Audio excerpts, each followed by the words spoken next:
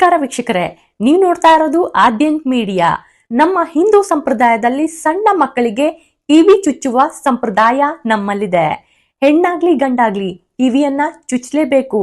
ಈ ರೀತಿಯ ಸಂಪ್ರದಾಯ ನಮ್ಮಲ್ಲಿ ಯಾಕಿದೆ, ಅದರ ಹಿಂದಿರುವ ಕಾರಣ ಏನು ಅನ್ನೋದನ್ನ ನಾನ್ ತಿಳಿಸ್ತಾ ಹೋಗ್ತೀನಿ. ನೀವು ಆದ್ಯಂತ್ ಮೀಡಿಯಾ ಚಾನೆಲ್ನ ಸಬ್ಸ್ಕ್ರೈಬ್ ಮಾಡ್ಕೊಳ್ಳಿ, ಲೈಕ್ ಮಾಡಿ, ಶೇರ್ ಕೂಡ ಮಾಡಿ.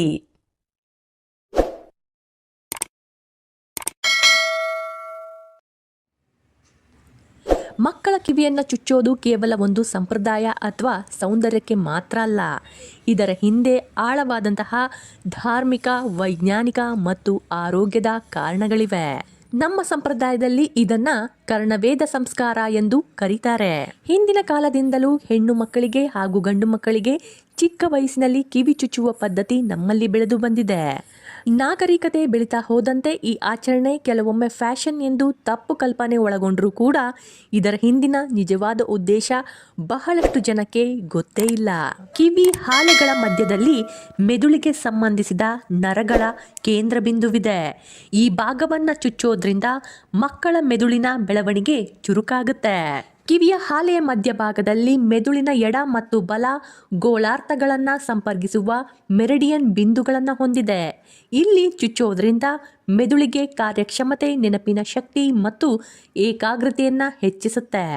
ಬಲ ಮತ್ತು ಎಡ ಮೆದುಳಿನೊಂದಿಗೆ ನೇರವಾಗಿ ಸಂಪರ್ಕ ಇರುವಂತಹ ಕಿವಿಯ ಹಾಲೆಗಳು ಚುಚ್ಚಿದಾಗ ಮೆದುಳಿನ ಎರಡು ಬದಿಗಳು ಕ್ರಿಯಾಶೀಲವಾಗುತ್ತೆ.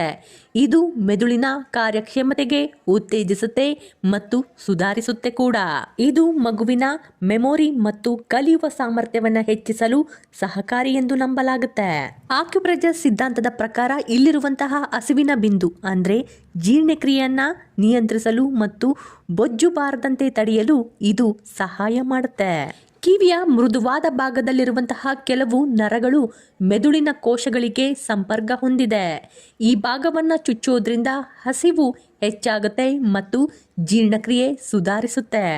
ಕಿವಿ ಚುಚ್ಚುವಂತಹ ಸ್ಥಳ ದೃಷ್ಟಿ ಮತ್ತು ಶ್ರವಣ ಶಕ್ತಿಗೆ ಸಂಬಂಧಿಸಿದ ಆಕ್ಯುಪ್ರೆಷರ್ ಬಿಂದುಗಳನ್ನು ಹೊಂದಿದೆ. ಇದರಿಂದಾಗಿ ಕಣ್ಣಿನ ದೃಷ್ಟಿ ದೋಷ ಕಡಿಮೆಯಾಗಬಹುದು, ಕಿವಿ ಕೇಳುವ ಸಾಮರ್ಥ್ಯ ಚುರುಕಾಗುತ್ತೆ. ಮಗು ಪವಿತ್ರ ಮಂತ್ರಗಳನ್ನು ಅಥವಾ ಶಬ್ದಗಳನ್ನು ಸ್ಪಷ್ಟವಾಗಿ ಗ್ರಹಿಸ್ಲಿ ಅಂತಾನೆ ಕರ್ಣವೇದ ಸಂಸ್ಕಾರ ಮುಖ್ಯ ಉದ್ದೇಶ ಆಗಿದೆ. ಕಿವಿ ಚುಚ್ಚುವ ಸ್ಥಳದಲ್ಲಿ 2 ಅಗತ್ಯ ಆಕ್ಯುಪ್ರೆಷರ್ ಬಿಂದುಗಳು ಇರುತ್ತವೆ. ಈ 2 ಬಿಂದುಗಳು ನಿಮ್ಮ ಮಗುವಿನ ಶ್ರವಣವನ್ನ ಕಾಪಾಡಿಕೊಳ್ಳುವಲ್ಲಿ ಪ್ರಮುಖ ಪಾತ್ರ ವಹಿಸುತ್ತೆ. ಕಿವಿ ಚುಚ್ಚಿಸಿ ಕಿವಿಯೋಲೆಯನ್ನ ಹಾಕಿದಾಗ ಶ್ರವಣೇಂದ್ರಿಯ ನರಗಳು ಆಕ್ಟಿವ್ ಆಗುತ್ತೆ. ಇದು ಶ್ರವಣ ಸಾಮರ್ಥ್ಯವನ್ನ ಸುಧಾರಿಸಿಕೊಳ್ಳುತ್ತೆ. ಕಿವಿಯ ಮಧ್ಯಭಾಗದಲ್ಲಿ ದೃಷ್ಟಿಯ ಕೇಂದ್ರ ಇರುತ್ತೆ. ಹೀಗಾಗಿ ಈ ಬಿಂದುಗಳ ಮೇಲೆ ಒತ್ತಡ ಹೇರೋದ್ರಿಂದ ದೃಷ್ಟಿ ಕೂಡ ಸುಧಾರಿಸುತ್ತೆ. ಪ್ರಾಚೀನ ಸಂಶೋಧನೆಗಳ ಪ್ರಕಾರ ಕಿವಿಯ ಕೆಲವು ಬಿಂದುಗಳು ಕೆಲವು ಅಂಗಾಂಗಗಳ ಆರೋಗ್ಯಕ್ಕೆ ಸಂಬಂಧಿಸಿದೆ. ಹೆಣ್ಣು ಮಕ್ಕಳಲ್ಲಿ ಕಿವಿ ಚುಚ್ಚೋದು ಋತುಚಕ್ರದ ಸಮಸ್ಯೆಗಳನ್ನು ತಡೆಯಲು ಮತ್ತು ಗರ್ಭಾಶಯದ ಆರೋಗ್ಯವನ್ನ ಕಾಪಾಡಿಕೊಳ್ಳಲು ಸಹಾಯ ಮಾಡುತ್ತೆ. ಕಿವಿಯ ಹಾಲೆ ಮಧ್ಯದಲ್ಲಿ ಒಂದು ಪ್ರಮುಖವಾದ ಬಿಂದು ಇದೆ. ಆ ಬಿಂದುವು ಸಂತಾನೋತ್ಪತ್ತಿ ಆರೋಗ್ಯಕ್ಕೆ ಪ್ರಮುಖವಾದ ಕ್ಷೇತ್ರಗಳಲ್ಲಿ ಒಂದಾಗಿದೆ. ಇನ್ನು ಗಂಡು ಮಕ್ಕಳಲ್ಲಿ ಇದು ವೀರ್ಯಾಣುಗಳ ಉತ್ಪತ್ತಿ ಮತ್ತು ಹಾರ್ಮೋನ್ಗಳ ಸಮಸ್ಯೆಗಳನ್ನು ತಡೆಗಟ್ಟಲು ಸಹಕಾರಿ. ಕಿವಿ ಚುಚ್ಚೋದ್ರಿಂದ ನರಮಂಡಲವು ಆಕ್ಟಿವ್ ಆಗೋದ್ರಿಂದ ಆತಂಕ, ಖಿನ್ನತೆಯಂತಹ ಮಾನಸಿಕ ಸಮಸ್ಯೆಗಳನ್ನು ನಿಯಂತ್ರಿಸಲು ಸಹಕಾರಿ. ಇನ್ನು ಕೆಲವು ಆಯುರ್ವೇದದ ಪಠ್ಯದ ಪ್ರಕಾರ ಚಿಕ್ಕ ವಯಸ್ಸಿನಲ್ಲೇ ಕಿವಿಯನ್ನು ಚುಚ್ಚೋದ್ರಿಂದ ದೇಹದಲ್ಲಿ ರೋಗ ನಿರೋಧಕ ಶಕ್ತಿ ಹೆಚ್ಚಾಗುತ್ತೆ. ಇದು ಸೋಂಕು ವಿರೋಧ ಹೋರಾಡಲು ಮಗುವಿನ ದೇಹವನ್ನ ಸಜ್ಜುಗೊಳಿಸುತ್ತೆ. ಇನ್ನು ನಮ್ಮ ಸಂಸ್ಕೃತಿಯಲ್ಲಿ ಯಾಕೆ ಕಿವಿ ಚುಚ್ಚಿಸ್ಬೇಕು ಅಂತ ಕೇಳೋದಾದ್ರೆ, ಹಿಂದೂ ಧರ್ಮದಲ್ಲಿ 16 ಪ್ರಮುಖ ಸಂಸ್ಕಾರಗಳಲ್ಲಿ ಕರ್ಣವೇದ ಕೂಡ ಒಂದಾಗಿದೆ. ಇದು ಮಗುವನ್ನ ಸಮಾಜದ ಒಂದು ಭಾಗವಾಗಿ ಗುರುತಿಸುವ ಕ್ರಮವಾಗಿದೆ. ಕಿವಿಯನ್ನ ಚುಚ್ಚೋದ್ರಿಂದ ಮಗುವಿಗೆ ಯಾವುದೇ ದೃಷ್ಟಿ ಆಗೋದಿಲ್ಲ ಅಥವಾ ಕೆಟ್ಟ ಶಕ್ತಿಗಳು ತೊಂದರೆ ಕೊಡೋದಿಲ್ಲ ಎನ್ನುವ ನಂಬಿಕೆ ಹಿಂದಿನಿಂದಲೂ ನಮ್ಮಲ್ಲಿದೆ. ಆಭರಣಗಳು ಮಗುವಿನ ಅಂದವನ್ನ ಮಾತ್ರ ಹೆಚ್ಚಿಸ್ತಾ ಇಲ್ಲ. ಕೆಲವು ಲೋಹಗಳು ಚರ್ಮಕ್ಕೆ ತಾಗೋದ್ರಿಂದ ಆರೋಗ್ಯಕ್ಕೆ ಒಳ್ಳೆಯದು ಎಂದು ಹೇಳಲಾಗುತ್ತೆ. ಸಾಮಾನ್ಯವಾಗಿ ಚಿನ್ನ ಅಥವಾ ಬೆಳ್ಳಿಯ ತಂತಿಯನ್ನ ಬಳಸಲಾಗುತ್ತೆ. ಚಿನ್ನವು ಒಂದು ಪವಿತ್ರ ಲೋಹವಾಗಿದ್ರೆ ಇದು ಚರ್ಮದ ಸೋಂಕನ್ನ ತಡೆಯಲು ಗುಣವನ್ನ ಹೊಂದಿದೆ.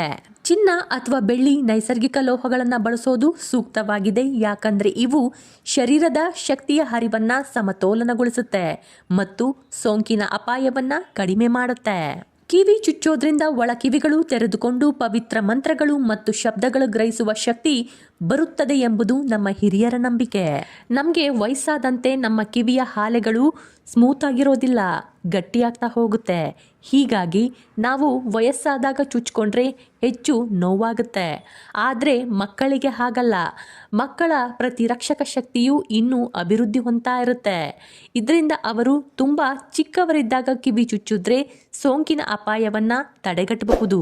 ಚಿಕ್ಕ ವಯಸ್ಸಿನಲ್ಲೇ ಕಿವಿ ಚುಚ್ಚೋದ್ರಿಂದ ಯಾವುದೇ ರೀತಿಯ ಆರೋಗ್ಯ ಸಮಸ್ಯೆಗಳು ಕಾಡೋದಿಲ್ಲ ಎಂಬ ನಂಬಿಕೆ ಹಳೆಯ ಕಾಲದಿಂದ ನಮ್ಮಲ್ಲಿದೆ.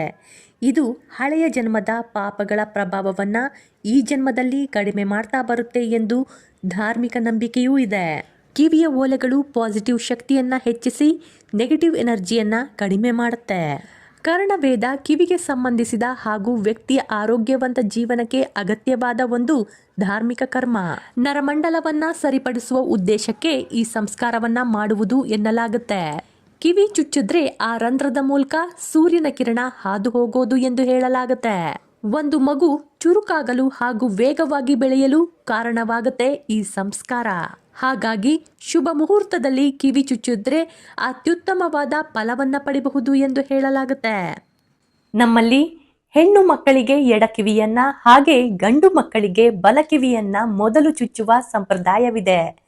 ಈ ರೀತಿಯ ಕೆಲವೊಂದು ಸಂಪ್ರದಾಯದ ಬಗ್ಗೆ ನಾನು ಮಾಹಿತಿಯನ್ನ ಕೊಡ್ತಾ ಹೋಗ್ತೀನಿ. ನೀವು ಆದ್ಯಂತ್ ಮೀಡಿಯಾ ಚಾನೆಲ್ನ ಲೈಕ್ ಮಾಡಿ, ಶೇರ್ ಮಾಡಿ, ಹಾಗೆ ಫಾಲೋ ಕೂಡ ಮಾಡಿ. ಧನ್ಯವಾದಗಳು.